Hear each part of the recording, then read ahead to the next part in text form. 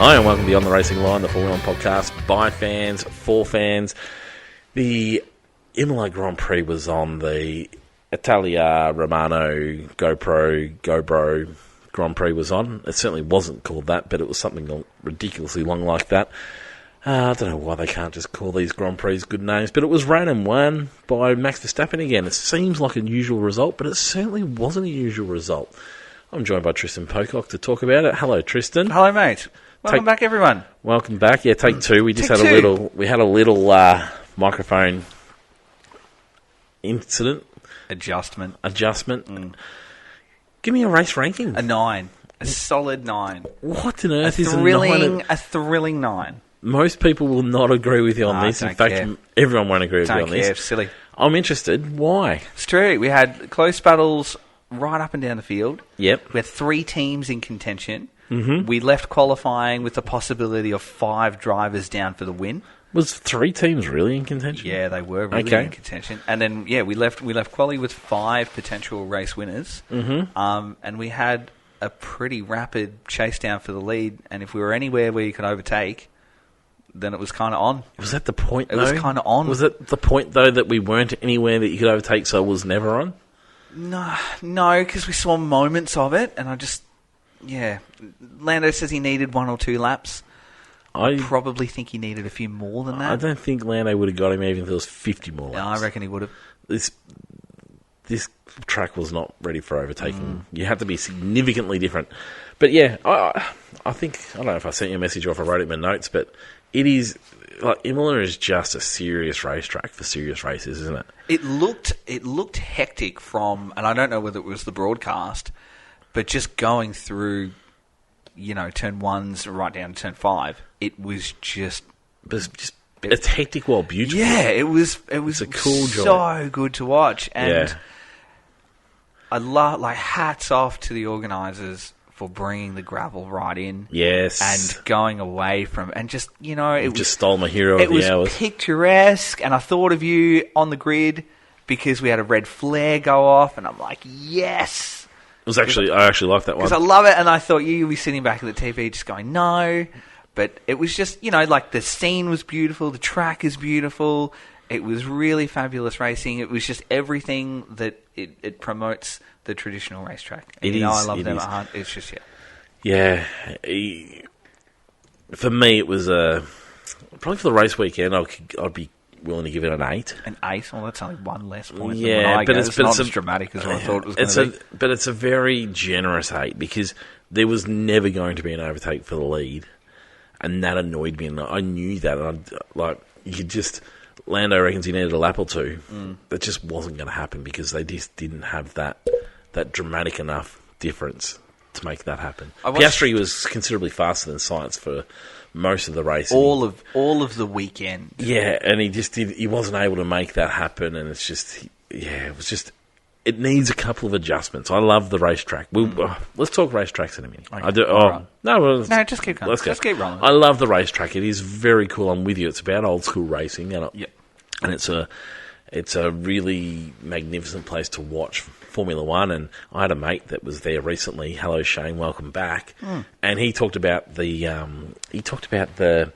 undulation in the track and how steep some of those parts are. And you can see it on TV, but he said, when you see it there, you get a real understanding, and that sort of thing is just magic in racing tracks, isn't it? Yep. My issue with it is it needs to be they need to create a spot for overtaking. So they need to slow down one of the chicanes. Yep. So that there's a heavier braking point. Yep. Remove a chicane. And for me, the biggest knock on them is they had the opportunity to lengthen a DRS, and they didn't do that. I think this is the perfect opportunity to do that. Yep. While obviously they've made changes for safety in the past, I think these cars are very, very different. I think you could go back and have another look at how to make this track a little bit more friendly for racing. Other than that, I loved it. The broader question. Yep. Yeah, you go. I was going to say, I took time to watch F2 and F3 on the weekend. Yep. Fantastic. Yeah, they're different cars, aren't they? I love the F3s. Got a little bit of a soft spot. Being so small. It's like your favourite child. Being so small. I've only got one, so I don't have the option or luxury of having to pick. Yeah. Yep. But being so small just creates options on these sorts of tracks. It's awesome. And we had a last lap dive for the win, and it was great. It was just good. It was just good. Yeah, F3 is a promotion to why we need smaller cars. Yes. It just provides those opportunities.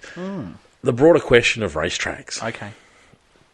Italy currently has 2 Formula 1 races. Yep. And I think we're big fans of both, is that right? Yes, we are. With a 24 race calendar, and this is getting big early in this episode, but for a 24 race calendar, does Italy keep 2 racetracks on the calendar? Yes. When they're looking to bring in, they want to race in Africa soon. Yep. You hear stories of America pushing to have another race, whether that's going to happen or not. I was reading lots of stuff about Chicago. We're destined to get another race, and then it's been we talked about that last all week. disappeared, and you don't sort of hear too much of it. But New York is always talked about. Was it Vietnam, Thailand? I can't remember now. Vietnam. Yep. I think. Oh, geez, now I feel like I've got that one wrong. Vietnam race, Thailand. Might be might be Thailand. I think is their president. Oh, now I need to look that up to get that right. Their president was at the race on the weekend with the idea of pushing for a street circuit. Right. There. So there's all these other places that want to get in on the grid. Okay. Can Italy possibly keep 2 racetracks? Yes. So where do these other racetracks come in? Because surely you can't go more than 24 races. No, but we can probably drop China out. So you're going to drop out one of the biggest markets in the world? Yep. Please. Yep. We can drop. Yeah. Well, why China? Because it's only come back. We haven't had it for 5 years. So yeah, but only due to. How many times have you sat around going, "Geez, I wish we were at China this weekend"? I love China. None. I love. We talked about China and how great it was to be back. It was great, but I didn't find myself gagging for it. Like, oh my god, if only China was on this weekend. So it never happens. All right, let's get into reality though. All right, so it's China one of the could go. No, reality is it's one of the biggest markets in the world. There's no way they're letting China go. I could do without Barcelona. So Spain could probably. Well, it has gone. Spain could take a break. Yep. Well, it has gone. What else could take a break? Because they've brought in another Spanish race, which they're going to keep. Yeah, I could absolutely go. So far, you haven't got one. I could absolutely go without Abu Dhabi for the rest of my life. Yeah, but once again, that huge market, so they're not going to let it go. Yeah, I could see Qatar going. I'd go without that one. I could probably. I'm not. The question wasn't so much framed as in which tracks would you get rid of. That's what I would. Let's go to reality. All those places are paying huge money to make the sport as big as it is. Bahrain could absolutely have about 5 years off. I couldn't agree more, but you've missed the point. No. All these places are paying for Formula 1 to be... Well, I guess everyone is, aren't they? No, but they're seriously not, including Imola. Hungary stays, Belgium stays, Netherlands stays, Italy stays... It's those ones. It's those ones that you can go without. That if you're talking about the spectacle of the sport... that's not what I'm talking about. I'm talking about the logistics of putting together a race calendar. My question is, how on earth can Italy keep 2 races when they're trying to bring in all these other places? And then when they've got all the other marquee events... which are, not marquee events, all the other funding events which are funding the sport at the moment. I think are pretty much all the ones you just mentioned. The thing that supports Italy with both of them is that Monza stays for its historical and traditional aspects, and Imola also stays because of the connection with Senna and sort of the past generation fans and the importance that place plays. And the importance and the significance of the events that happened 30 years ago and their impact on the sport today. To be able to keep that in your conversation is really, really important for the sport and the next gen fans and everyone to understand why we're there, the magnitude of what happened on that day, and then what role that's played in where we are today. You can't go without that.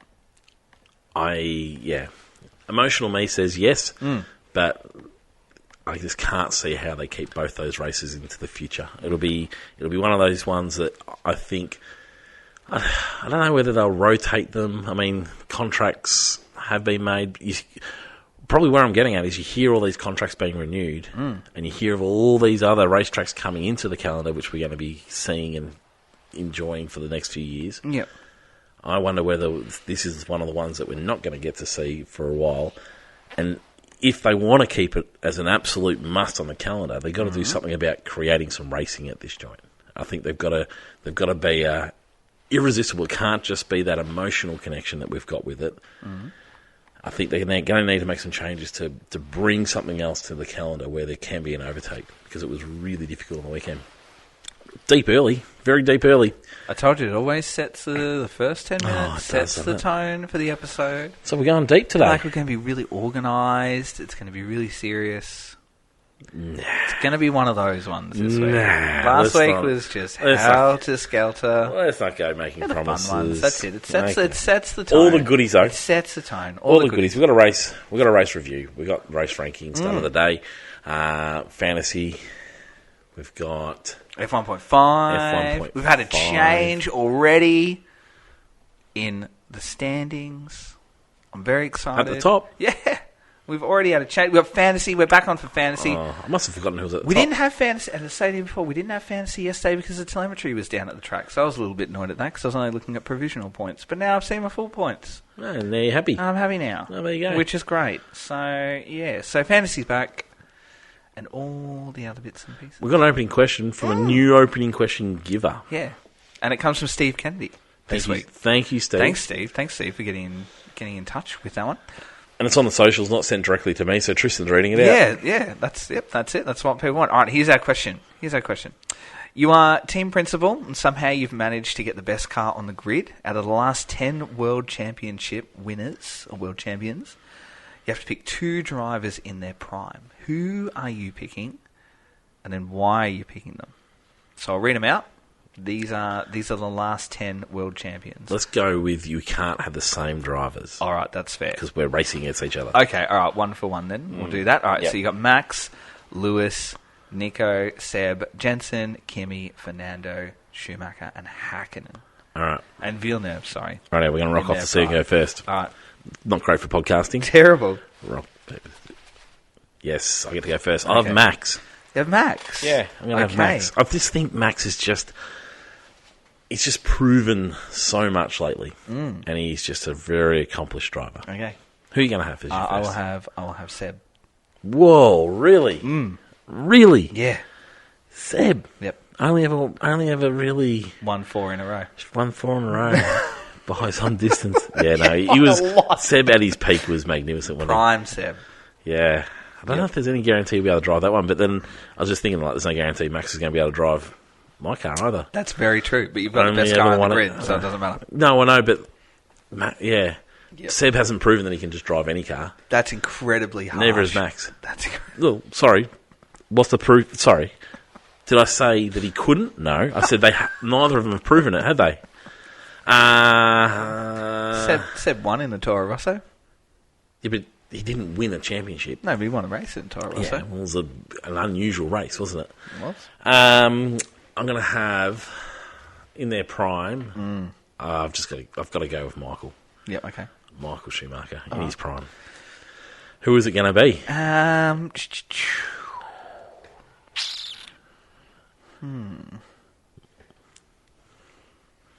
Go on, just say it, and then I can bring you down, and I'll be the winner. No, I think if I just think strategically, let's just go to the magnificence. I think I'll go Lewis. Oh, what? Yeah, I think I'd have to. Oh, you floored me. Yeah, you have absolutely floored me. I think I'd have to. I remember... How could you not? You can't leave him on the table. I don't know if we ever released this episode. I remember we did an episode of the top 10 drivers. It was during our holidays. I don't know if either of us had kids at this time. Probably not. It was a long time ago. We had time on our hands. We did. And I love those episodes. Yes. I don't know if we ever released it because I planned on releasing it at some stage. And then, I don't know. And we forgot about it. And you couldn't fit Lewis into... I don't know if it was top 10. No, because I think it was at that time where he was just... It was the... It was like the 2 second a lap quicker sort of era. And I just couldn't I just couldn't bring my head around to recognise what he was doing when no one was even able to even pull alongside him, let alone think about competing with him on a weekend. Oh, that's interesting. Lewis, I was sure you were going to say... look, I could have. I mean, we all know I could have. Or Kimi. I was like expecting, you do see something silly like Kimi. Kimi in his prime was... Kimi. He was always Kimi. He's always Kimi. Wow. Yeah. So let's just talk about the enormity of both these lineups. Okay. So Max Verstappen and Michael Schumacher. Max and Michael versus... Like, they are two incredibly ruthless drivers, Lewis. aren't they? Yep. For starters, like, that is a combustible partnership. That is. From both sides of the relationship. You are ending every race weekend in the motorhome with a bust up. With playing Peacekeeper is what you're doing. Well, but I want you to go back to, because you think I've got the combustible relationship.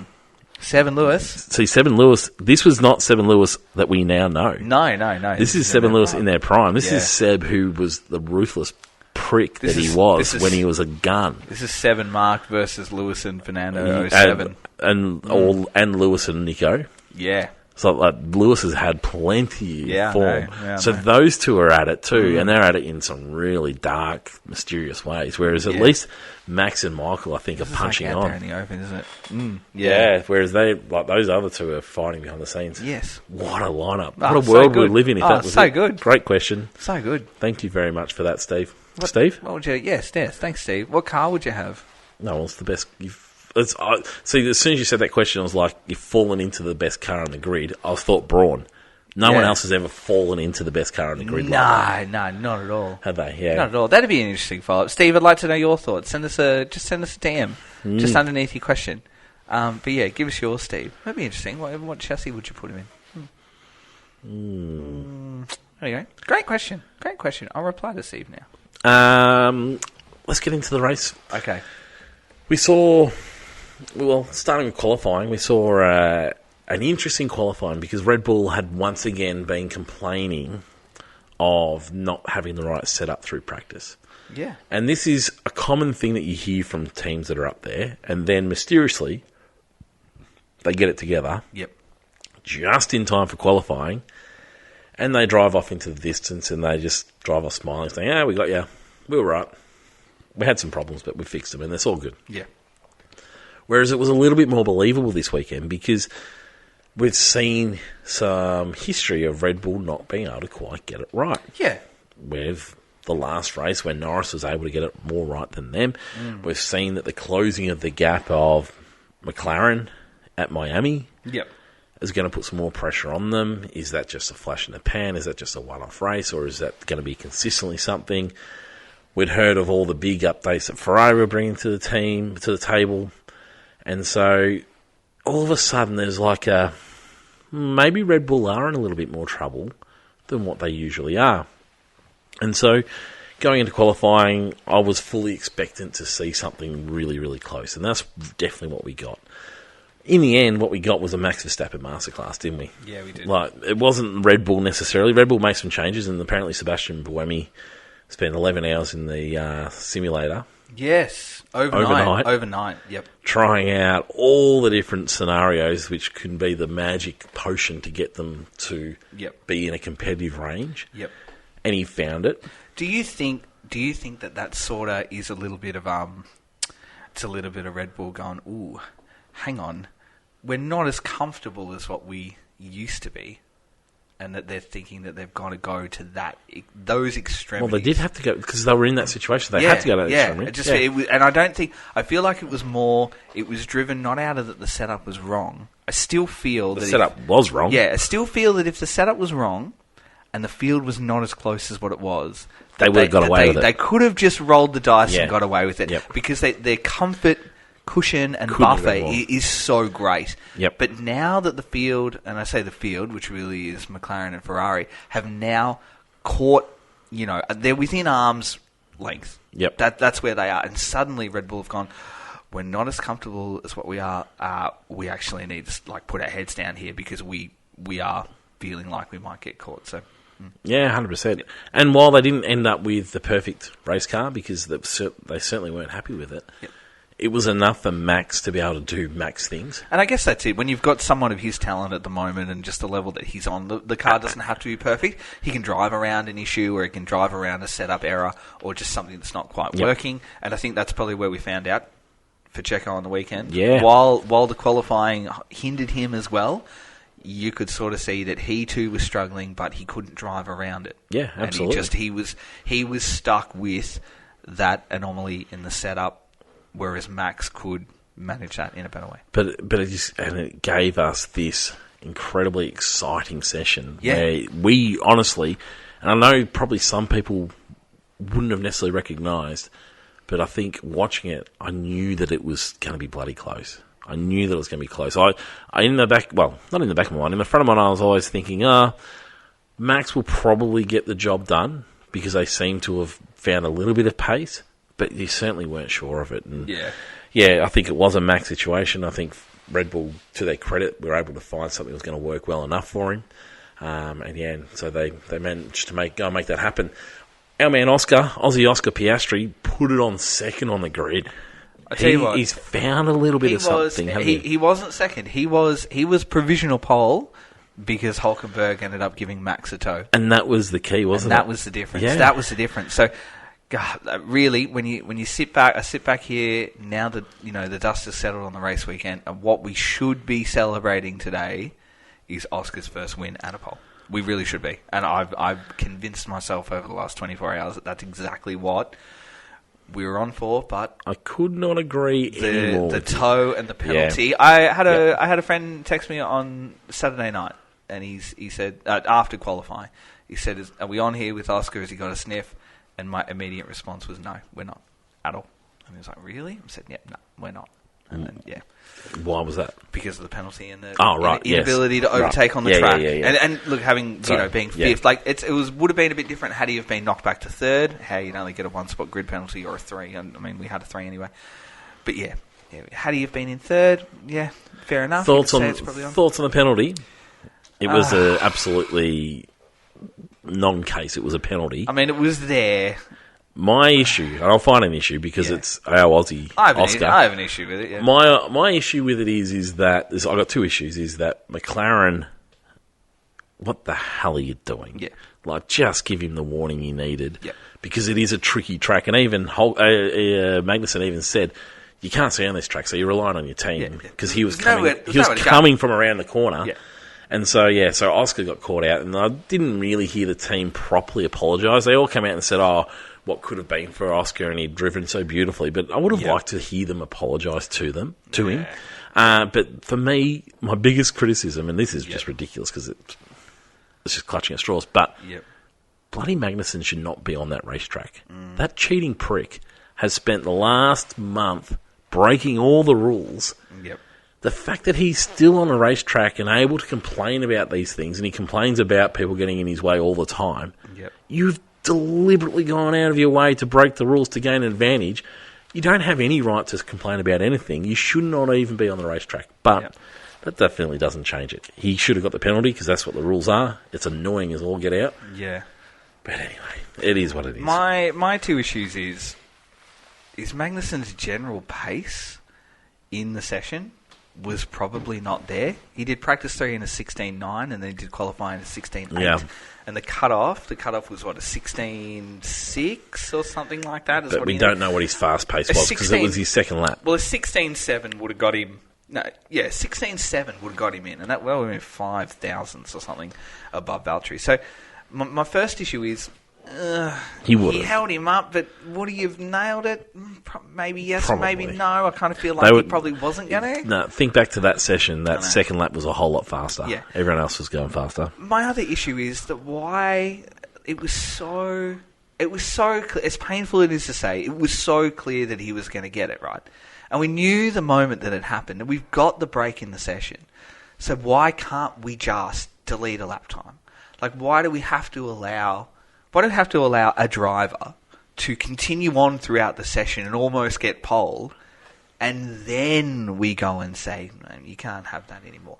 Like, why can't we in that session? So you would have kicked him out in Q3? No, but Q1. No, but he probably would have made it in Q1. That's sort of my thing. No, but they're not penalising the lap. No, but that's what I'm saying. Like, if we're saying that, like, give him the penalty in the session. Say, righto, at the moment, whatever you've got now, based on your current time, we're going to quickly knock you back 3. And then, yeah, maybe, knock you back 3, and then if you've got enough time, go again. I don't know why I've got to wait so long. But I think it's not about the driver going in, man. It's just about him not allowing somebody else to go in. No, but that's it. That's what I'm saying. Like, he's got the penalty in the end, so why not just penalise the session and go, oh, thanks. Oh, geez, I've lost that lap time. I've got 5 minutes to go. I'm going to go do it again. Well, I think that's exactly why, because it wouldn't really be a penalty for not allowing Magnussen. Well, that's what why do we need to drag it out? Why do we need to allow them to get to the front and then go, oh, look, you're actually nearly on pole.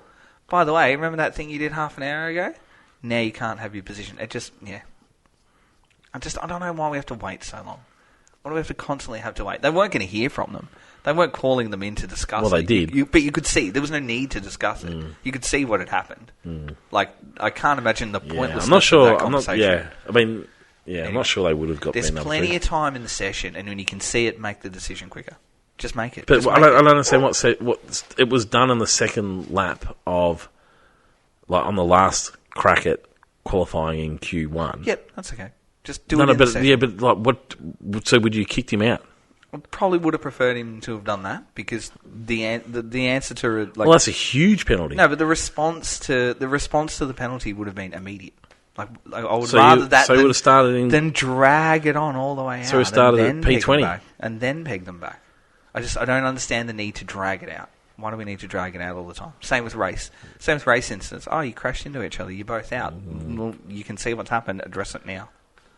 They would have had Oscar out in Q1. I don't know if I'm down with that. I don't like the longevity of these penalties. Okay. There's no need for it. Moving into the race. And we saw a really respectable start to the race. I was expecting to see some cars in gravel. So did I. We were a 100% probability of a safety car. We were 0% of 0% safety cars. That's ruined that stat. At the end of it, it has ruined that. We're not going to be able to run that stat at the start of the race at all anymore. That'd be the change in. Change it.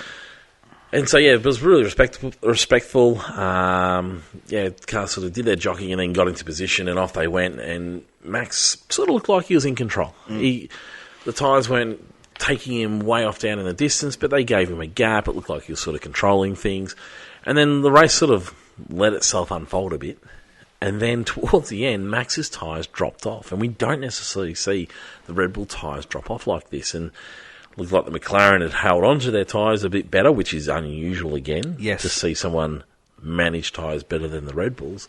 And we saw this situation where Lando Norris was cruising in really quickly. Yep. To run down Max towards the end. And Lando reckons he needed an extra couple of laps. I don't think that would have been the case, because he would have needed that overtaking speed. I don't think they quite had that. Yep.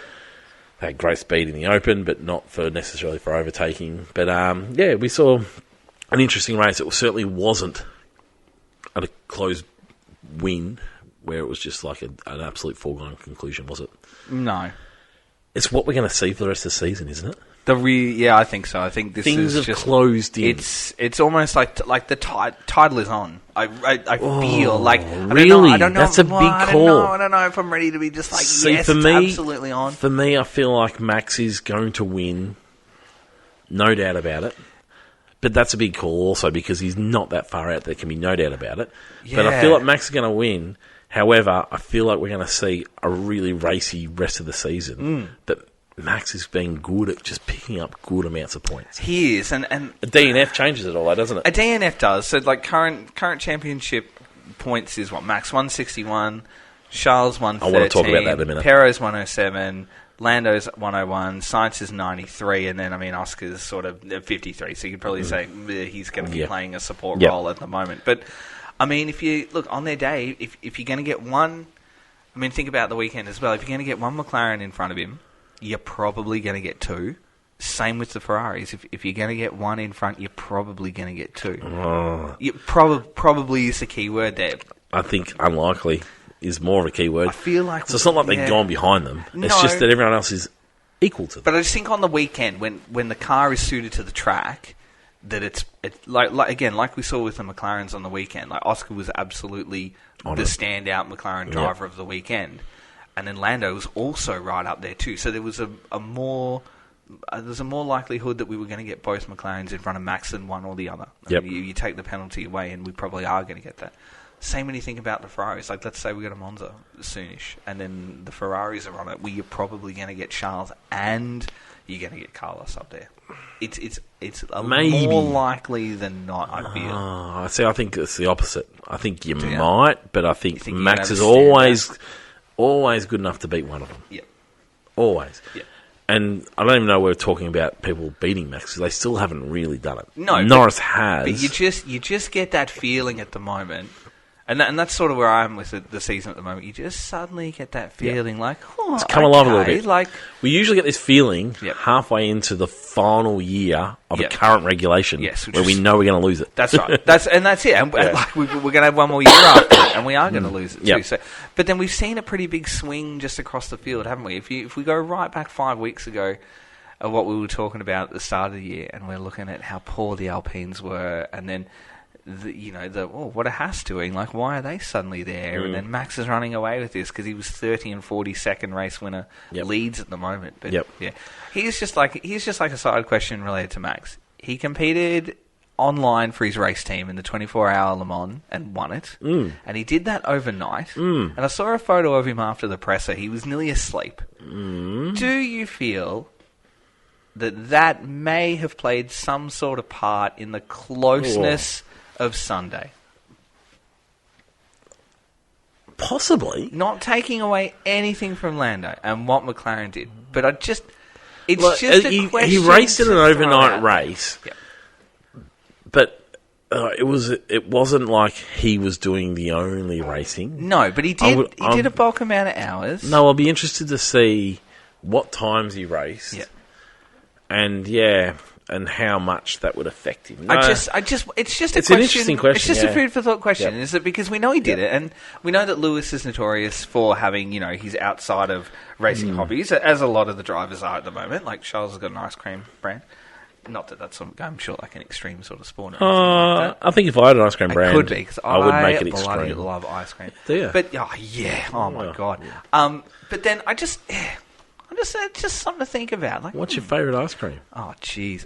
Rum and raisin. Good choice. Well done. Just rum and raisin. I didn't know I had this much respect for you. Daylight. And then just anything with like berries in it. But you don't drink rum. No. I'm going to have to get some rum in. You might drink rum, yet. Anyway, that's way off topic. It's amazing how you find out something about somebody this late into life. It's just something to think about. It's an interesting one. I can't imagine he was doing the midnight shift. That's the part. I don't think he was doing those bits and pieces. While he's part of the team, I'm sure he was doing a bunch of driving at a bit more friendly hours. Yep. But I don't know. I don't think so. But it's an interesting question. His teammate. So we're covering Max at the moment. His teammate. Oh man. So qualified outside of the top 10. Managed to bring it in a little bit inside the top 10, but really didn't show a huge amount. Finished in 8th position for the race. Yep. Pressure is sort of just dumped. It was almost like he was getting through the year a bit less pressurised. He was having okay results. He was finding himself not having these ridiculously out there results. Yep. And one big one, and then not being able to correct it, has caused him a bit of an issue, do you think? No. At this time of contract talks in full swing, it is in absolute full swing, and there's people putting pressure on all over the joint. Carlos Sainz is the man in waiting, and he needs to find out what on earth's going on at Red Bull. A, are they going to sign on Perez? B, is Max going to stay on? Because Mercedes are apparently into Max in a big way, and Max might be into Mercedes in quite a way. Yep. Which you can almost imagine that happening now that Red Bull sort of dropped off just the slightest amount. But I just wonder whether this result has come at probably the worst time in the world because these negotiations are in full swing. Yep. Do you not think this has put extra pressure on? No, not at all. Why? The setup was wrong to begin with. It was a tricky weekend for the team in general, and we saw that with Max too. He dropped it twice in practice. And then you look at the extent of what they had to do, like we talked about earlier. His teammate won the race and he came home in 8th. Yeah. Couldn't even get it in the top 10. Nah, you're allowed a bad day. And I think this is a bad day. You've changed your tune on I Perez. just think- You thought he was under pressure when he was getting seconds. He's been all right. Like we've talked over the weeks that he's been serviceable. Look, let's say we go to Monaco and he qualifies 11th again.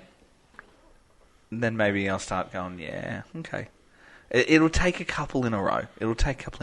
Interesting. I just think it's the worst timing for it. But then how? It is. Well, in 5 days' time, we could be sitting here talking about a Checo Perez Monaco win again. We could be. It's a we absolutely could be. And then the week after that, we could be talking about a Checo Perez 8th position again. Yeah, we could. Yeah. And but what I'm getting at is he was in this. He's probably good enough to re-sign. Yep. Phase. Yep. And then he pulls this result. And it's like, oh, I think it's the team not the great time. It was probably for me. It was a team slip on the weekend that it wasn't happening. New updates, setup was wrong. We weren't comfortable. We really had to scramble in the 12th hour to get it done. We got it done. One driver did it far better than the other. Again, we'll put a line through this one. Let's move on. That's my general feeling with him. Okay. Yeah. Okay. You're being a lot more generous than what you were.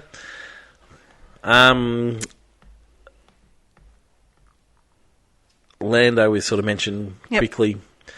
Once again, Lando is he's the man that couldn't buy any fortune in the last a couple of years ago when he was having those good results and should have been having a win. Yep. Things just weren't falling for him. At the moment, things are falling for him nicely. It's all happening. So last round, he has the safety car come in at the exact right time. He doesn't need to overtake anyone and takes the win. This one, his teammate, he's in a nice car. His teammate out-qualifies him, gets a penalty, so he steps into second place and is able to race him down. So things are turning around on him. Sort of why the reason I talk about the fact that you just got to be good enough to make it happen. And when the opportunities have come for Lando at the moment, he's good enough to make things happen. Wasn't quite there for the number one this race, but it was a pretty decent race, and it seems like this McLaren is going places at the moment, doesn't it? Yep, I totally agree with you. Is it going to be in this situation all year, do you think, where they're pushing and pushing and pushing? I'm not sure. I know this happened a couple of years ago where they suddenly came on in leaps and bounds, and then we were like, ooh, hello. Yep. And then we just sort of, they held sway and then didn't do much with it. So I think I'll reserve my judgment with them. I'm not sure where the weakness is with them anymore. I think it is still slow corners. Yeah. However, I think they might have solved that. Maybe. It used to be straight line speed. Yep. But they seem to have not necessarily solved it, but overcome it with other things. Yep. And so, for me, we talked about this last week, I think. The McLaren was very much a do or die track sort of car, wasn't it? Yep. Whereas now they seem to be a bit more of an all-rounder. Yep. So, yeah, it's an interesting one. I think they'll be thereabouts all year. I'll tell you what, we've got Monaco, and then we've got Canada, and then we've got Spain. We'll talk Monaco in a bit. I'll give them till Spain. Let's say we get to Spain race weekend. If I see enough from them in Canada in particular, because you've got a mix of both at Canada, high speed and slow corners. So I reckon after Canada, I'll give you a definitive yes or no. Yeah, it's a good sign though. It's nice to see Oscar too. Oscar raced really well. Couldn't get the job done. Yep. He hasn't quite got that dive down the inside mentality about him, has he? See, the thing about Oscar and his overtaking is he tries a couple of things. Yep. And I feel like it's a little obvious when he actually does try the big move. Yep. If Dan was in this situation, the big move would be pretty much the first or second move he makes. Yep. And it would bring that out with a surprise, and so they can't sort of make those adjustments. And so I think he's still sort of finding his feet. But it was nice to see him manage the tyres a lot nicer this one. It was made a bit easier with the way that the tyres were at this track. But Yeah, it was a fine race, but his qualifying pace has just come alive, and he seems to, in particular, really love these updates, hasn't he? He seems to have really benefited from these updates. Yeah, I think so. He's a different racer in that context to Dan. Yep, Charles Leclerc coming second in the World Championship. How is Charles Leclerc coming second in the World Championship? Am I wrong in saying it kind of feels like it was a weekend that got away from him? That they maybe just let it slip? No, I think you're wrong. I think you're wrong because I don't think they quite know these updates yet, which is... Okay. I think we had this conversation last week, and I said McLaren... Yeah, I was very bullish on Ferrari. You said Ferrari, and my biggest hesitation with Ferrari is you've got to understand the updates as they come, and I think sometimes it takes a week or two. All right. And I'm not sure that they'll find out this week either. But, I think... But it's just interesting that Charles Leclerc seems to have had a bit of a nothing season. Would you not agree? Like, it's not like he hasn't had the standout result, but he's coming second in the World Championship, which is quite an effort for. I guess that speaks to his consistency. And that's the thing about Charles Leclerc. This is a typical Charles Leclerc result. If Charles Leclerc is going to win a World Championship, he could do it with winning very few races, couldn't he? It could be the year where. Sometimes you get a year where the world champion wins only a couple of races throughout the season. Yep. This could be the answer to Charles Leclerc's winning a world championship. Not being the absolute fastest, but being the most consistent across the championship. Because, there's still that question mark, does he crumble under the big pressure? Yep. And if you're not winning races, you're not copping quite that same amount of pressure. But it was a very Charles Leclerc result. Yep.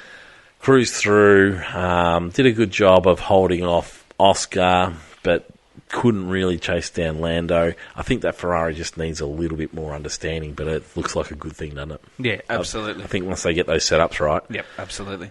I'm not sure that McLaren is the second fastest car, but we won't really know until we see the best of it. Carlos Sainz, not quite the same understanding, seemed to be fairly strong.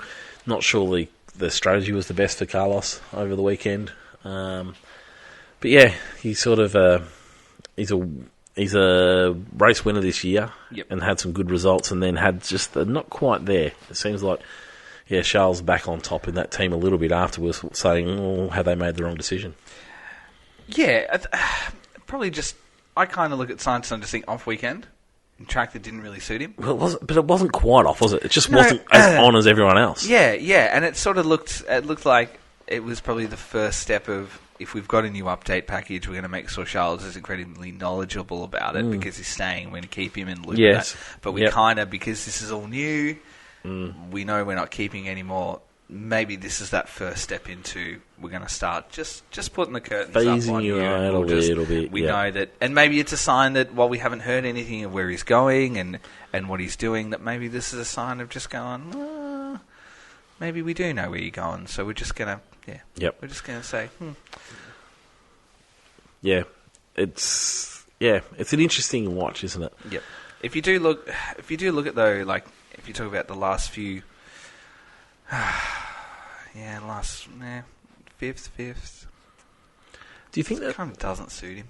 Do you think that there could be a contract pressure issue start heating up for Carlos Sainz? Does he look like the sort of guy that would find the contract talks a little bit distracting? I find it unusual that we haven't heard yet. Well, he's waiting on people. He's waiting on Mercedes to decide if they're going to take Max. Yep. And then if they're not going to take Max, is it just have they got that interest in him? Is it a case of we're spoilt for choice? That's probably why we're not hearing. Sort of. He's spoilt for choice without too many choices, if you get what I mean. Like, he wants that Red Bull drive. Yeah. That's where he wants to be. Yeah.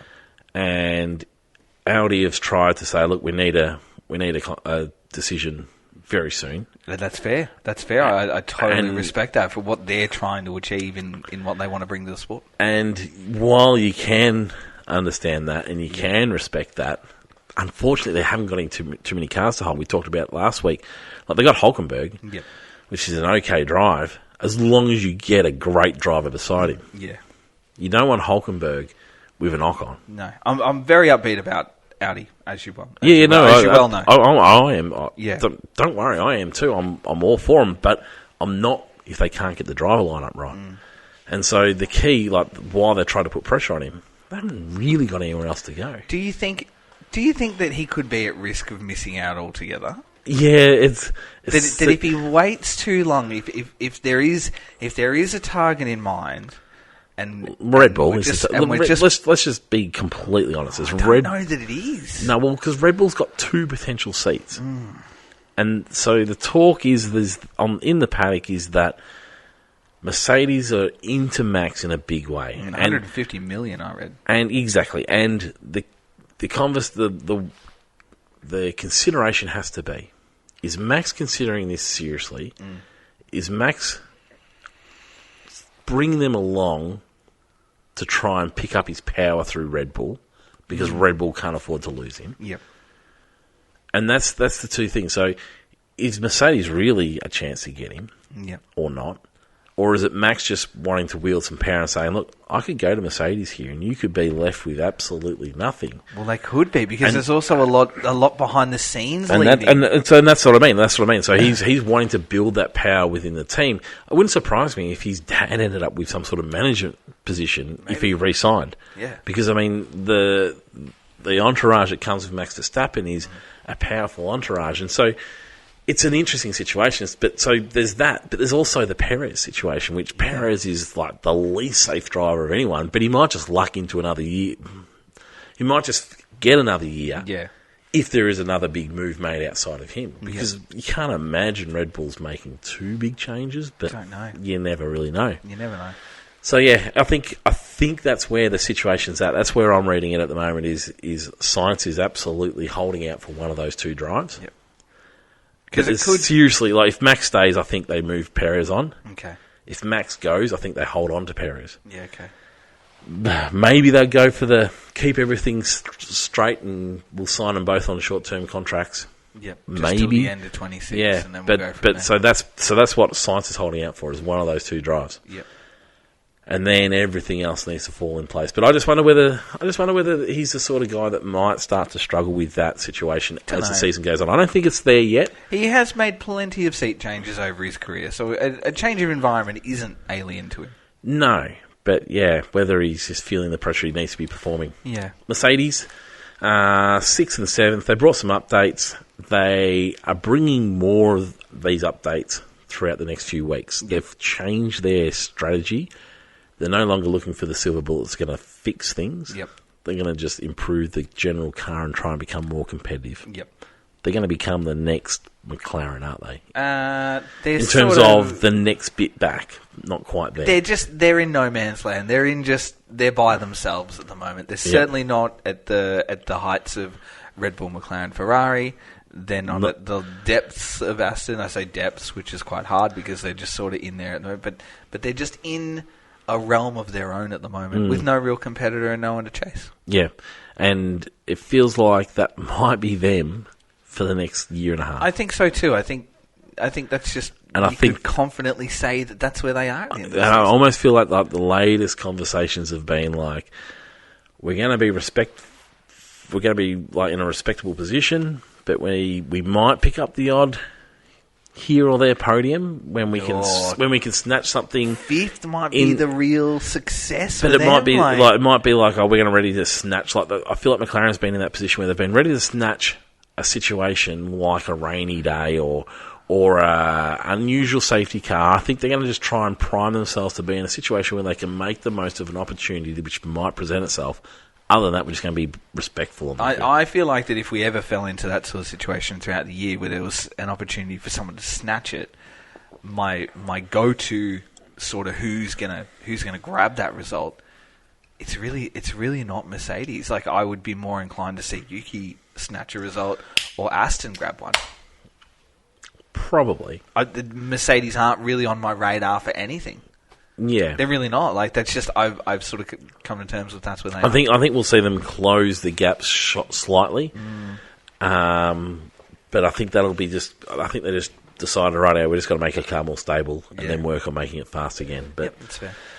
Yeah, so they're a bit of a funny one. George Russell, thoughts on on the strategy which brought him in when he wasn't really sure that he needed to come in because his tyres were quite old, and it gave Lewis the spot. Then George was had said, "Oh, are you going to give me the spot back?" And I'm like, "No." Thoughts on all that? It really, to then go and orchestrate that change, sort of for me brought more risk than anything else, because it was just either Lewis is going to be ahead of you or you're going to be ahead of Lewis, and that's sort of really it. Like, there's not going to be too much change elsewhere. Like, the likelihood of us getting a much higher result than expected is not really there. I was surprised by the conversation was even happening. Yeah, okay. I mean, Lewis looked after his tyres, you didn't. Yeah. And I know. That's sort of George, though. He's always asking the question. He's always asking for things. Yeah, and he's very rarely getting them, so, yeah. Yeah, it was an interesting little play, wasn't it? I wasn't sure what was going on there. I wonder if that's just his way of just reminding them, saying, hey, I'm staying. Like, yeah. Aston Martin, they made some changes to the car. I'm not sure it was for the better. This is an Aston Martin play, isn't it? Oh, boy. I've not like, surely they're not going to, what's the word I'm looking for? Do it Aston Martin again? Degrade what they've currently got. Like, it just... They did it last year. They did it last year, and they've just instantly done it again. Like, instantly. There's a theory out there, and I've got a mate who peddles this one to me about Fernando a little bit. Yep. When's the last time Fernando developed the car through a season? Don't know. It's an interesting one to think about. Like, his cars generally... Like, he generally starts the season really well, doesn't he? Yep. And then does he develop it through the season very well? Is it his job to develop it? Well, yeah. With the team, I guess it is, yeah. Okay. I think that's what... Like, Lewis... When Lewis was getting absolutely smashed by George, his whole focus was, like, let's fix this car and make it better. Okay. And his focus was developing that car. I think, yeah, so it's interesting. It's just, it's an interesting one. He peddles to me a bit. I have heard it in other places. I'm like, it's an interesting question to make, but I find it amazing they've done it again. How can you make your car worse? I mean, I know it looks worse because everyone else is improving. You've brought updates and you might have made the car slightly faster, but you made it harder to drive. But to bring an update and then to immediately make no gains. Well, it looked all. See, the thing, it looked like no gains because everyone else made gains, and I mean everyone brought updates. No, I know, but that's sort of... But theirs were just so That's a nothing. major concern. Yeah. It was just nothing, so I don't know. Like, God, I hold my breath on this one. I'd love to know what engineers around F1 think of how this is happening. Like, how do they have a program that can't develop their car that they're starting with? See, I understand. See, this goes all the way back to... Remember when they had they copied Red Bull's car? Yep. And they started really well and they died off then? Yep. This is just such a them play. It goes all the way back to then that this has been happening. So, yeah, I'm really interested. I mean, they've brought in all sorts of wonderful people into that organisation, but how is it that they don't know how to develop their cars? I'm not sure. It's interesting. It's a concern. I said, I hold my breath with this. And then Alonso had a race from hell, and it was just one of those ones. The damage for his impact was clearly more significant than first thought for him. For them to immediately just pull the pin and say, especially when he went out again, you could see that he had no bite on the front, he had no grip. There was obviously more underlying issues. And then to say, look, you can't have another go. Yeah, no. In you come. No more goes. Come on in. We're starting from pit lane. Yep. I think that's sort of... Yeah. Yep. I think that's where that sort of all unfolded. Yuki Tsunoda, another brilliant weekend. Oh, another brilliant weekend. I'm going to hold off on brilliant. All right, I'm not. I'm all in. Good qualifying. Brilliant weekend. Once again, this is very Yuki. Yep. Once again, went back 2 positions through the race. Yep. Like, what's going on there? Because this is very. It's not necessarily just Yuki. Yep. It's very RB. qualify well, but can't really hold it out for the race. He has had a couple of good race results. We had that with Haas last year, yes. didn't we? Yep. Where their one lap pace was really, really good, and I think that RB is starting to gather it up. Like we talk about the big sort of changes. Yeah, the season. yeah. I couldn't agree more. Gathering They're it up. finally making us look like we knew what we were talking about at the start of the season. Thank God. So then the drivers are sort of putting in that effort, and suddenly they're starting to outperform where the car really should be. And I think that's what we're seeing over the qualifyings and what we saw with Dan's sprint result. It is not the fourth place car on the grid by a mile. Yep. Yuki's, he was second in Q3, I think it was. Practice 3. He was right up there at some stage. Maybe it was practice 2. Third in practice 2, sorry. So he's right up there with a 16.2 in practice 2. So he's not the third fastest driver on the grid. Dan isn't the fourth fastest sprint racer last week, just as an ongoing position. But they're pulling it out, and they're getting that, and I think you kind of got to... It's almost like in reverse. When you have Max qualify 20th, he's first. Like, let's be honest, because that's where he is. Yeah. So it's the same. I feel like it's the same thing with the RBs at the moment. We're getting great qualifyings. We're celebrating those, and then we know that you're going to come back a couple. And I think to come back just 2, you'd take that. The two were Stroll.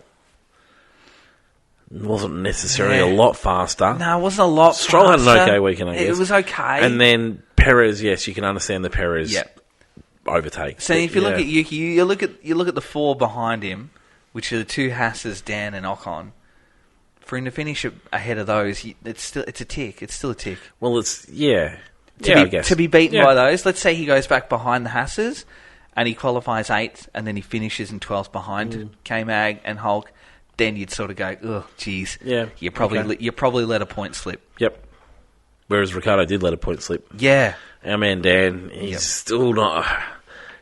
There is starting to be a little bit of things aren't quite right in this team. Incredibly pleasing, though, to see him qualifying 9th. Like, to make you... Oh, geez, we were all gritting our teeth in the end of Q2. It's a real... And he got there. It's a real 2 steps forward, 1 step back at the moment for Dan, isn't it? But then if you look at... Let's have a look at his time sort of in comparison to Perez, right?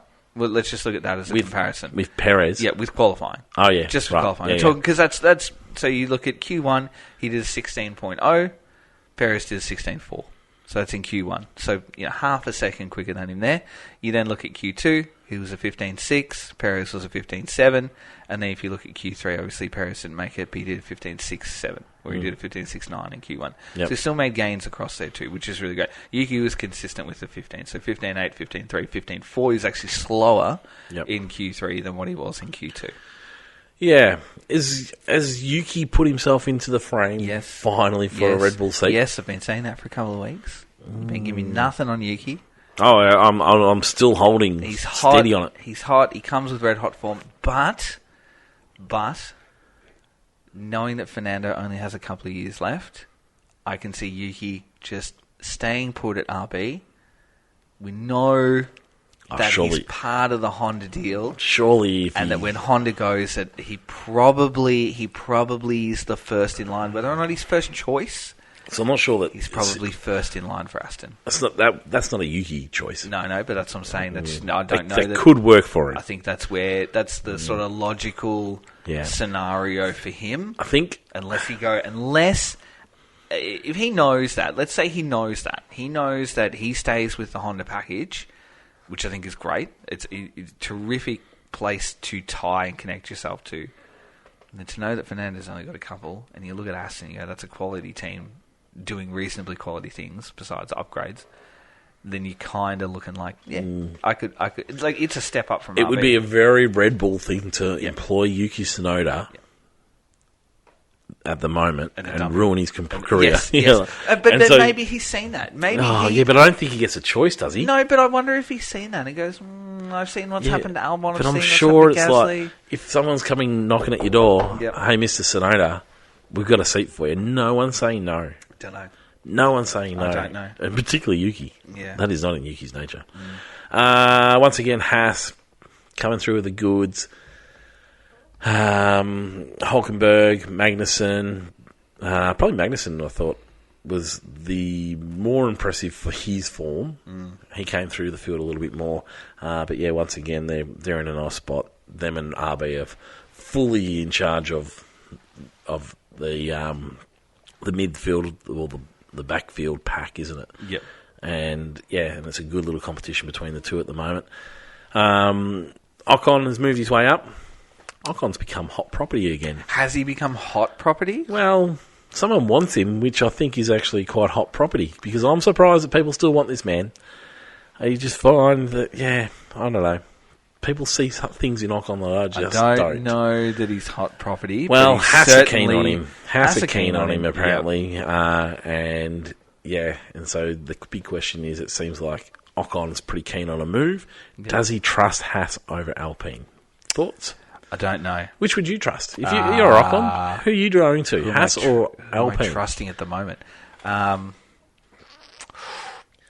It's a hard one, isn't it?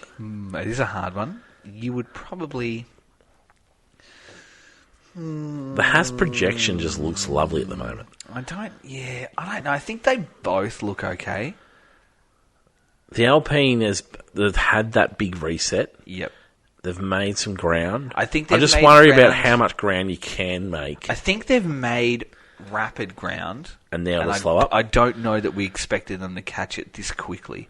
So that's why I kind of say both projections look all right. So I'm waiting for them now to slow up again. Okay. I think they've sunk a whole bunch into understanding this. Yep. I'm not sure they can understand this and make massive updates. I think I don't know. they've got themselves into a competitive spot. I think we'll probably see that for a bit. They might bring something a bit later on. But don't know. It's interesting. It's Is nice. he getting preferential treatment at the moment? It feels that way a little bit. Just interesting radio that we heard from Gasly of just how unhappy he was to be put in traffic. But not also, the first time either. No, but also the talk that he was supposed to be given a preference in the qualifying sessions and then suddenly didn't get it. So, I would say that, there's a little bit of unhappy camps at the moment from the Gasly side and Alpine, and maybe this switch has not worked out in the way that he has sort of been promised. And anyway, Bruno Famine looks like a fan who is lost in the paddock. I just watch him. Like I us. just watch him on the weekend, and he's turned up in his race kit, and he's a big Alpine fan, and he's wandered into the paddock, and he's forgot his pass, and he's just wandering around and just chatting to people. And it's like, hey, what do you do? He's like your drunk uncle at Christmas, just wandering the paddock. Sort of sounds like us. It's just. Do you not think there. so? I was watching him talking to Fred Vasseur, and he just looked incredibly out of place. Yes, he does. Knowing that he is a team boss. Yeah, okay. Yeah, no, I'm like, I'm you down bump with that. into him, you're like, what are you doing here? It's like, I run this team. You're like, no, you don't. Like, really, what are you doing here? 3, 2, and 1, thanks to 3, all 2, and signs. Unless you want to talk about anyone else. No. Bottas is going back to Williams. Yeah. I still think he's on the Mercedes. I know you do. Yep. 3, 2, and 1. Who are your driver rankings? It is Piastri for 3. I agree with you. It is Max for 2, and it is Leclerc for 1. It's a very easy 3-2-1 this weekend. Norris, no? No. Interesting. No. 1 for Leclerc, and you're giving 1 to Max. Is that right? Yeah, look, I'm going to go 2 to Piastri. Okay. I'm going to go... 3 to Piastri. I'm going to go, I'm happy with 2 for Max. My last one goes to Norris. I think Norris drove really well. Not too far different. Not too far different. Give me a dud of the day. Oh, man. Yes. Excellent. I've got 2. Okay. I've got 2. Hit me with both of them. I'm going to start with James Vowers as my dud of the day. Oh, really? Yeah. Oh, this is interesting. I think we generally know that Logan Sargent is sort of, not setting the world on fire. I think it's a let's be honest. pretty decent assumption. Let's be honest. He's not setting the world on fire. But he came out in the interview with Sky, and I just thought that his efforts to be respectful just did not exist. His comments around asking about what his driver lineup's going to look like, and then for him to really just blatantly in front of the Formula One world just say, you suck. Sorry, which part of that's not true? No, but to come out, right, like how many rounds in are we? And then to immediately come out and just go, our driver sucks. We're 30 rounds into his career. But this is what I'm saying, like for the year. If you look at what happened in Australia, you look at the absolute reality check that Williams are currently getting at the moment, and the inability to have the spare chassis ready to allow their drivers to compete when needed across the race weekend. To then just come out and just grab your second driver and just throw him under the bus in front of everyone, and then just sort of to talk it in a way that I'm having a human conversation. I'm saying this is where we are. We're giving you an opportunity. You're mediocre at best. Like, he used those words just in front of your general Formula One public. I just thought was so poor, because Williams themselves are mediocre at best at the moment. Like, I really put them under the microscope last week. I'm the same again this week. And I just think that in a time where that team just needs to bond together, regardless of your personal feelings or how your drivers are going, what you need to show is a bit of unity and a bit of calm. And just to do that live on air was just so distasteful for me. The only thing I agree with you on is, I mean, they chose him. That's exactly right. Like, but. And again, it's that bugbear of Australia. Like, Alex crashed and you took him out. Like, you can't sit around and say... He's proven why that is so necessary, because he hasn't done anything since. No, but even he was having an okay weekend. Like, he's having an okay weekend. But you're right in what you're saying. But it was okay. But they chose him. You picked him. Yeah. And then your car and your team at the moment is not performing. Like, Williams is mediocre at best. And then just to grab Sargent and say, you're also mediocre. I tell you what, there are very few in the Williams camp just setting the world on fire at the moment. And I just thought it was so poor and tacky and distasteful, and it didn't scream of a team that's bonding us. Hey, we're in a top spot at the moment, but we're just going to gather around each other and we're just going to push through it.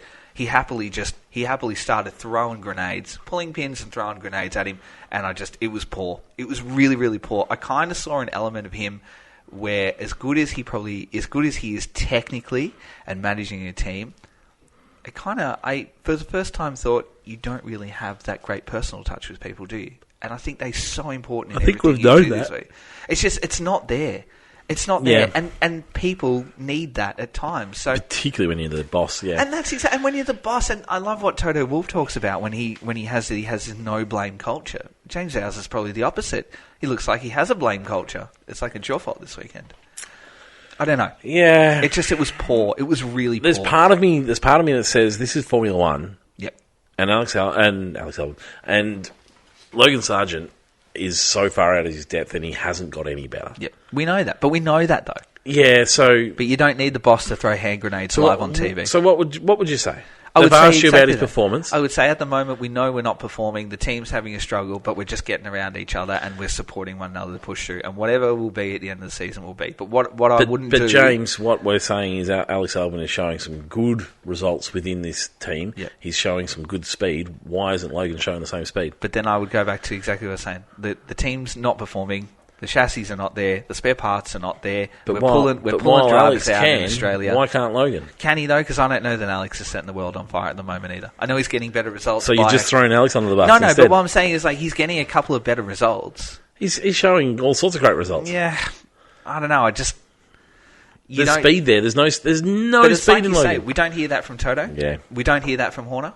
The only part on this I agree with you is look, they chose him. We didn't hear it from Zach. Knowing this situation, they chose him going into this season. Yeah. You chose him. You know where you are. You've got a massive reality check in the last month, and what you don't need to start doing is start pointing fingers. See, for me, they're not as bad as what they look they look so bad because of Logan Sargent. Logan Sargent is giving them nothing. Alex Albon... I think there's a lot given them. Alex Albon qualified in 14th. Yep. And Logan Sargent is just nowhere. And that's the thing. It's just, he's nowhere in anything that's worthwhile, that's important. Alex finished 18th. Like, he was, like... What's that? Like, for the race weekend. That's what I'm saying. Like, I look at that. He DNF'd.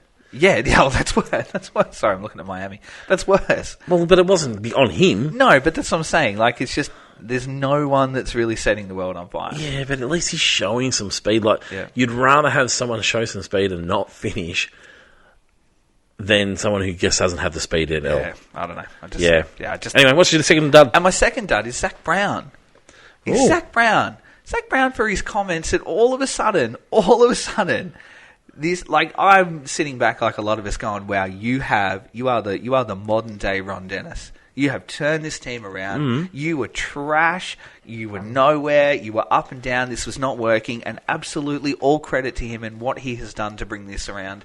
And McLaren are now at the forefront of everyone's mind every race weekend. And then suddenly he made a comment on the Beyond the Grid podcast that Max wouldn't be winning all these races if he wasn't in the best car. You do not need to be throwing comments like that suddenly. Now that you've gotten precious this week. Now that you have, he's won a race. We've won a race, and we're doing really well. And now suddenly we're going, gee, Max isn't as good as what he was. You've gotten really precious this week. It's just really frustrating. Do you not agree? Would Max have won all of these races if you didn't have that fastest car? I agree with him, but do we need to, now that you've had one race, suddenly start throwing... Surely you want to hear... I don't want to hear that this week. Oh, so you don't want to hear truth from principles? I don't want to hear that after you've won a race, and then suddenly you're now going, ooh, hey... Oh, let's not remove the characters from racing. Doesn't Max suck? That's not what he was saying. In a roundabout way, that's what he was saying. Like, you're only winning because you've got the best car. Which is so true. You won last week, and so I don't know. I'm off team bosses this week. You have gotten precious. I'm off team. When I look at Fred Vasseur, give me characters any day of the week. You can have a character, but I just thought they were. There's poor. part of me that loves the James Vowles. That's poor Ruthlessness. I didn't. And that's like I don't mind that. And like Zach Brown is a character, and it's part of him. I just thought it was meh. It was a meh comment. I thought, no, really? Okay. Really? We're already going down that line already? How are you going, Precious? I don't know, meh. My dud of the day is all the knockers on the Harry Benjamin commentary. I thought it was alright. There was so many knockers out there on Harry Benjamin not being able to nail the commentary. This was his first crack on Sky. Now, I know he's commentated on other channels and BBC and all that sort of stuff, but I imagine it takes a bit of change to step into the Sky box with all of their communications, with their producers, with a different person as your sidekick. I thought he did a pretty bloody good job. I'm interested to hear more of it as he gives it a good crack. Now, I don't know where was Crofty? I think it's just we're doing a couple. He's not going to be in Baku, and I think he's not going to be in Austria either. Yeah, so look, and I have a love-hate relationship around Crofty. Like, there's part of me I like that he's a character within Formula One, but yes, there's lots that frustrates me. I really like Martin. And I feel like Sky sort of set up Harry Benjamin a little bit. It would have been nice to see Harry Benjamin commentate with Martin alongside him. And while I love Corinne, It's good. Yep. He hasn't got the same personality as what Martin has, and couldn't quite bring that same spark as what Martin has. He's a bit more technical. He's a bit more analytical, whereas Martin sort of can bring a little bit more emotion to that role. So I feel like Sky set him up a little bit. But just to read all the knockers and how horrible the commentary was and all that sort of stuff, I'm like, come on. Yeah. Come on. No, Paul. What do you think of the grid walk? I thought it was a bit... I didn't actually see much of the grid walk. The chemistry on the grid walk was not great. It was a lot of just... It requires a certain type of person, doesn't it? It was two people, and just 1 minute we're talking to someone about something, and it's like, oh, there's this person. Yeah. And I was like, okay. Yeah. It was almost like doing a grid walk with my son. Do you think... I was like, oh, hang on. We haven't... Do you think they can replicate the same thing with different people? I think they can...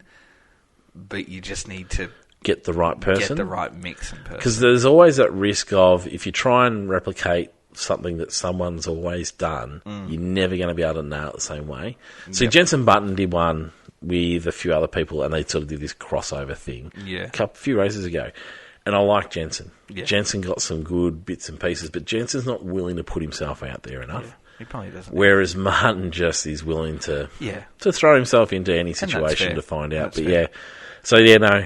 Watch the grid walk. Watch the grid. Watch Eddie Irvine and tell me how many drinks he's had before he's been on it, because wow. Okay. Wow. Wonderful. Wow. I don't even know what was going on there. There you go. Hero of the hour is... Flares. flares. Yeah. See, that flare at that particular moment was fine for me. What? I was okay with that flare at that moment. What is it? Why was it better than a Zandvoort flare? Because the Zandvoort flares are going off while there's racing going on track.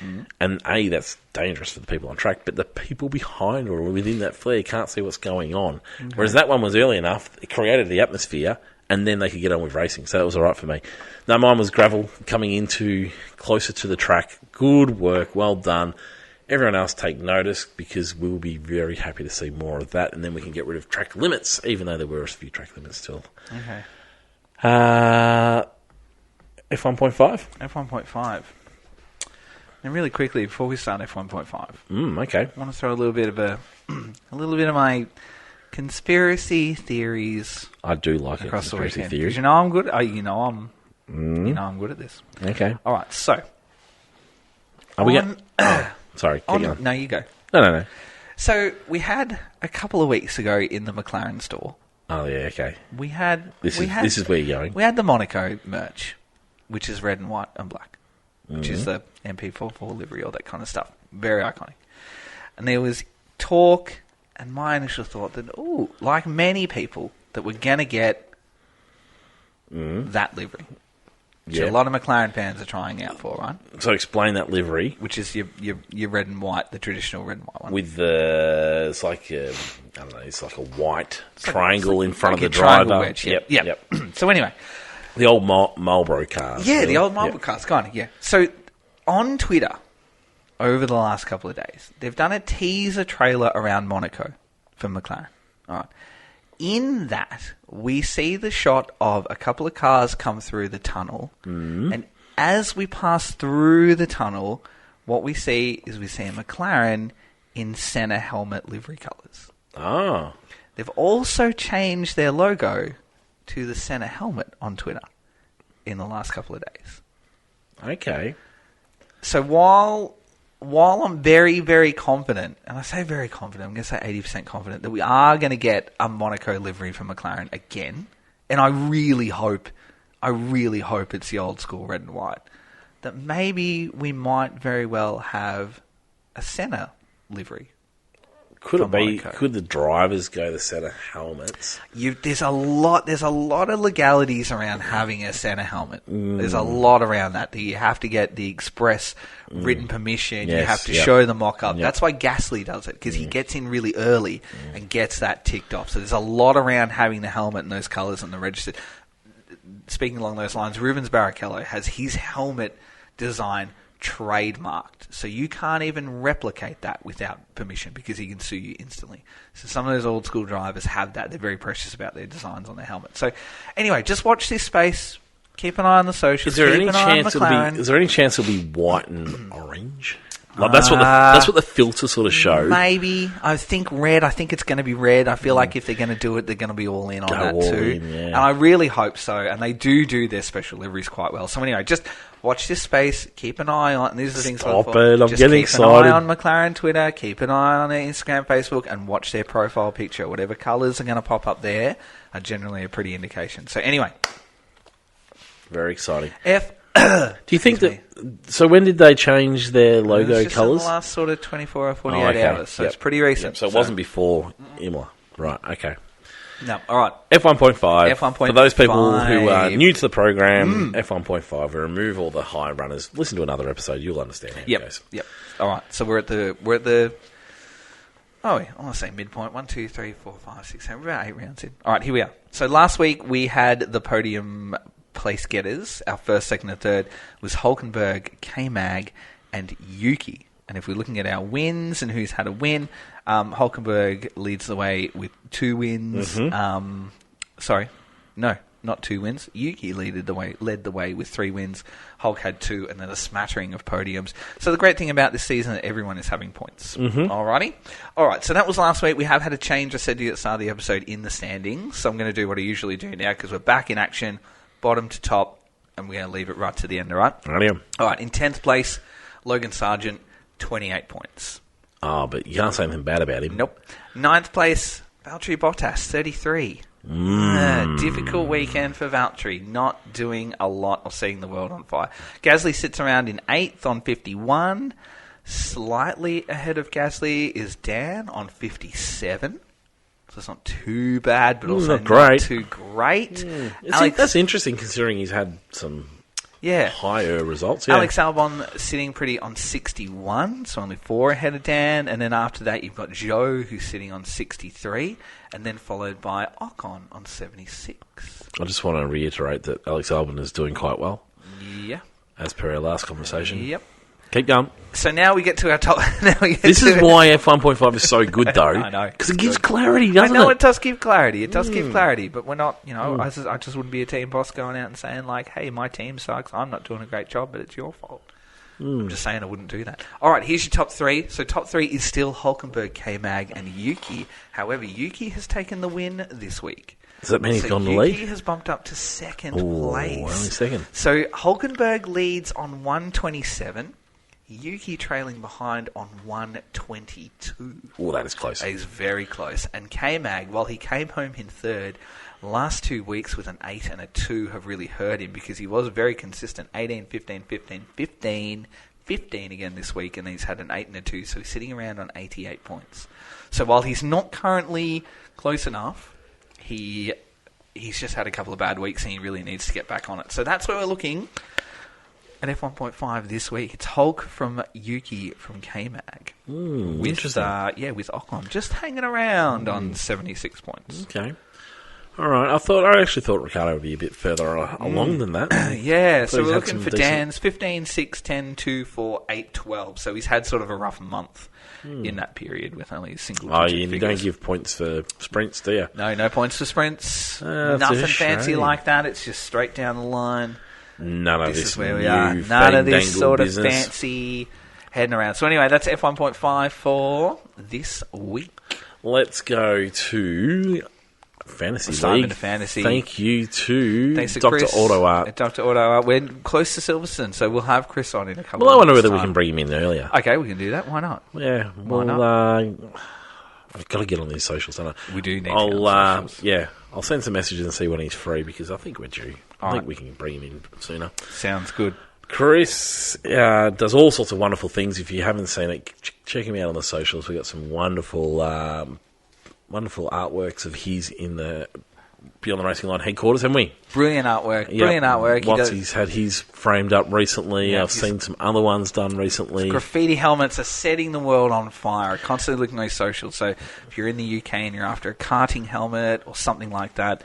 Do you know Sam, our friend Sam, has had a piece commissioned by Has Chris? he really? Yeah. Wow. I didn't know this either. I never went for a ride of him not that long ago. Yeah. And he was telling me, I was like, I don't know if I knew this. So What did he get? I knew you were going to ask me this. I think it was Seb related, but he was telling me all about it, and it sounded amazing, but I've got the worst memory. Okay, that's so, fair. I need to get Sam to send us through a picture. A photo of it too. Yeah, I'd love but to yes, get around Chris on Instagram, Facebook, Redbubble, subscribe to his newsletter for discounts and all that kind of stuff, and just give his general artwork a bit of love. As our top 3 will take home a wonderful piece of artwork from this season in fantasy. All right, let's start with our good selves. Okay. As we always do, let's look at the round in general. So Feels like this is not going to go well for me if we're starting here. It's not going to go well. You finished the round in 28th position. My big moves didn't pay off. No, you made a lot of moves and you lost yourself 10 points as well. Yes. So you had a potential to be 24th, which is, I guess that's all right, because you lost 10 because you overdid your changes. Yeah, well, I needed to reset. All right, so here's what you look like for the Emilia-Romagna Grand Prix. You had Sainz for 17. You had Dan for -2. Good Lord. You had Alex for -20. Good golly. You had Valtteri for -2. Oh, no. So good. So good. Oh. You had Oscar on the double for 48. That's not too bad. Oh, Rob too, because That's I mean not that too man, bad. he should have had the pole, win, and you could have had double there. And then right. you had the Ferraris with 51. You had wasn't McLarens with 64. So it wasn't all doom and gloom. Negative points. But really, when you had -2, -2, -20, and then 10 extra points because you can't keep count of how many trades you work. No, I knew going in. That makes me very, very happy. So calculated. that's I'll just put it out there that I made all these changes, and right after I click confirm, you go, there's a button you can press to do that, so you can get all those free changes. So, yeah. very good. Now, real helpful. I played a chip this week. Did you? And it worked out all right. Because looking at what we were looking at practice and what we were looking at across qualifying and knowing that the gravel traps were coming in and knowing that we were 100% chance of a safety car even though we got 0 safety cars, I played the no negative card. Oh, geez, I could have done with that one. So therefore, while I still had some drivers similar to yours, I kept their positive scores. So for me, I had 2 from Dan. I had 7 from Yuki. Hang on. So when you play no negatives... so you don't get any of the negative when scores they that they lose, so for example... you keep the positives. You keep the positives. Oh, wow. And when they dip into negatives, that's it. So if you had played no negatives, you probably would have had 4 for Alex and your DNFs, and you don't get the DNF. So I rolled the dice early because I just had a gut feeling that we were going to get carnage across the weekend. We didn't get it, but I'm okay. I'm happy with that. So I had 2 from Dan, 7 from Yuki, 13 from K-Mag, and 4 from Hulk, which I was actually considering dumping K-Mag. I was looking at Ocon, but I'm glad I didn't. I had Charles after his practice sessions. I took Checo out, which I was very happy with, and I pulled the trigger on that early after practice too. I thought, no, this isn't happening.